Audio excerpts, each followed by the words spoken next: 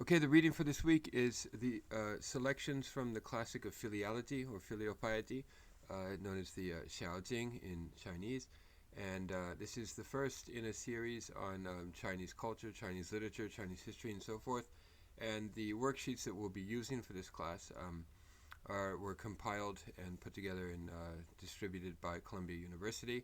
And they include excerpts from the major works of Chinese literature and history and culture and so forth, from antiquity to the present, but we will be focusing on pre-Ming stuff, okay, so pre-Ming dynasty stuff for this course, and we won't be reading the complete works of each work, but rather just the excerpts that are provided in these worksheets, okay. So I'll provide links to the worksheets in the description and in your study guides that I'll make for this class, but in the YouTube descriptions as well, so you can click on that and follow along as I read and explain things here. And again, if you haven't memorized the chronology, the general chronology of Chinese history and the dynastic reigns and so forth, from the Zhou dynasty on to the present, go review my video that I made for that and memorize those immediately, so you can immediately identify the general time frame of these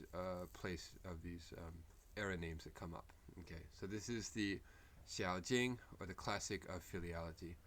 This work was written during the former or Western Han period. Okay, remember the Han period corresponds more or less with the Roman Empire, so 200 BC to 200 AD, and the Western or former Han dynasty is the first half of that, so 206 BC to 8 Common Era or AD. Although the work is not a classic in the sense of being a document dating from the Zhou period. So remember that most of the Sishu Wujing, or the 4 books and the 5 classics, are from the Zhou period, this work has been a popular and highly respected text throughout East Asia up through the 20th century. The text is cast in the form of a conversation between Confucius and Zhengzi, one of his students. In the text, Confucius, or Kongzi, explains the concept of filiality, right, or xiao, filial piety, and its central importance in family, community, and spiritual and political life. Okay, and keep in mind that these excerpts that are included in the Columbia University textbook, the translations originally come from, most of them come from the sources of Chinese tradition, compiled by Theodore de Bary. You remember that Theodore de Bary is also the scholar who compiled the sources of Japanese tradition that we'll be doing in the second half of this class. But he put together this sources of Chinese tradition, published in 1999. So if you want to read the full, or if you want to get that book, and follow along with these readings, you can do so. I'll put the link below in the description. Okay, selections from this Classic of Filiality, Xiaojing. Okay, these worksheets include the abridged version and the long version. I'll read the long version for all of them. And let me start with the questions that are included in these worksheets, so you can consider these questions as I read. Question number 1. What concrete ways is filial piety, xiao, to be carried out in the practice of everyday life, both in the long term, thinking about one's entire life, and in the short term, thinking about daily practices? Okay, and these questions, you don't have to answer them for your homework, but you keep them in mind as you read the work and as you listen along, and then we'll discuss them in class and go over some of the possible answers for these.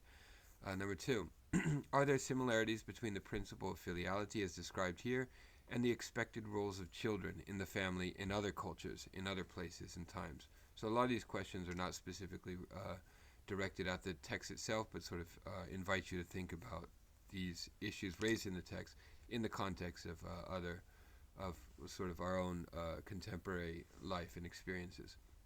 Number 3, the text draws parallels between filiality as practiced in the family and proper relations between rulers and officials.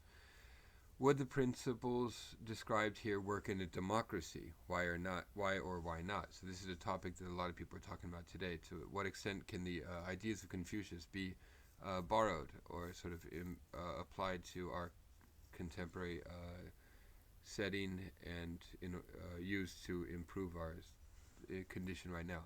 Number 4, Given the principles of filiality as described here, is there any room for a child to correct the immoral behavior of his or her father, or for an official to offer corrective advice or even admonition in response to the immoral or counterproductive behavior or decisions of his ruler?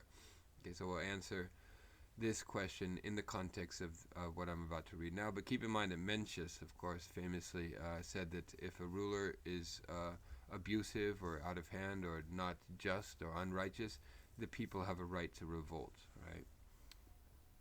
All right, here, longer selections from the Xiaojing. Xiao is the word for filial piety, and I'll write the kanji in the description below so you're familiar with that word. In Japanese, it's the ko of oyakoko, which is the word for filial piety. Introduction to Basic Principles, Part 1. Confucius was at leisure, with Zhengzi in attendance.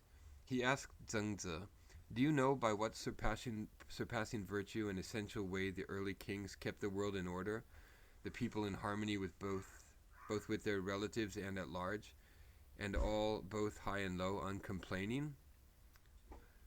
Zhengzi, rising from his seat, said, "Unenlightened as I am, how could I know that?" Confucius said, "Filiality, Xiao, is the root of virtue." Duh. Remember, virtue is de. Dao De Jing, the de of the Dao De Jing. Filiality, Xiao, is the root of virtue, de, and the wellspring of instruction. Take your seat and I shall explain. Okay, so filiality is the base of all ethics, according to Confucius. Continuing, Confucius says, "Our body, skin, and hair are all received from our parents. We dare not injure them. This is the first priority in filial duty, to establish oneself in the world and practice the way, the Tao, to uphold one's good name for posterity and give glory to one's father and mother. This is the completion of filial duty. Thus, filiality begins with service to parents, continues in service to the ruler, and ends with establishing oneself in the world and becoming an exemplary person," is in brackets there.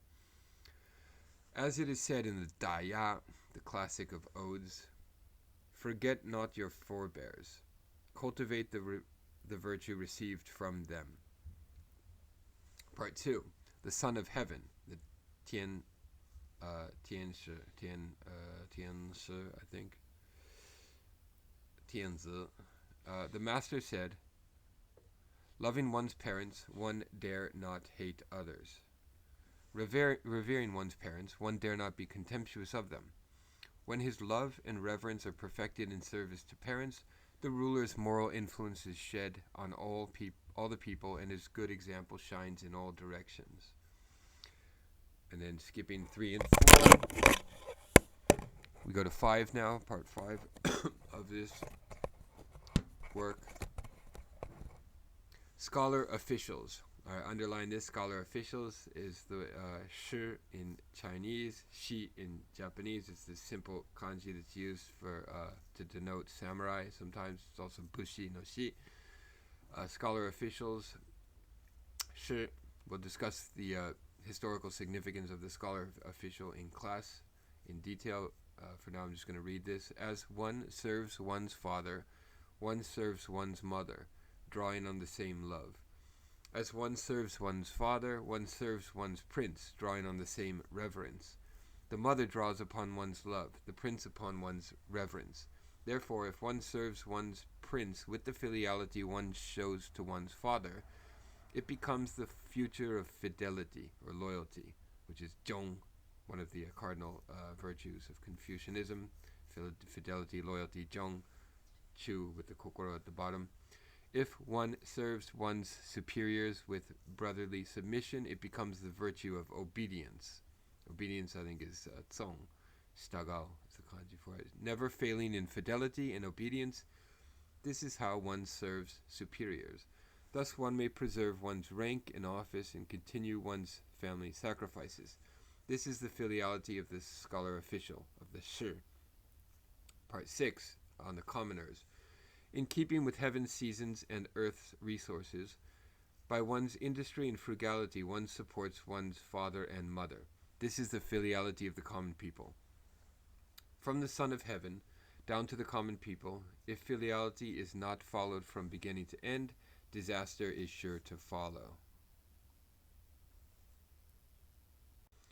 And this term, the Son of Heaven, or the Tianzi, comes up a lot. So let me explain it very briefly here.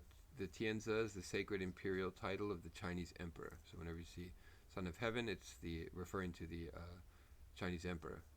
The term originated with the ancient Zhou dynasty and was founded on the political and spiritual doctrine of the mandate of heaven. And the mandate of heaven comes up a lot. That's the Tian Ming, right? Yeah, Tian Ming, heaven's will, the mandate. All right, we'll go over these in more detail in class. That is all for now, and goodbye.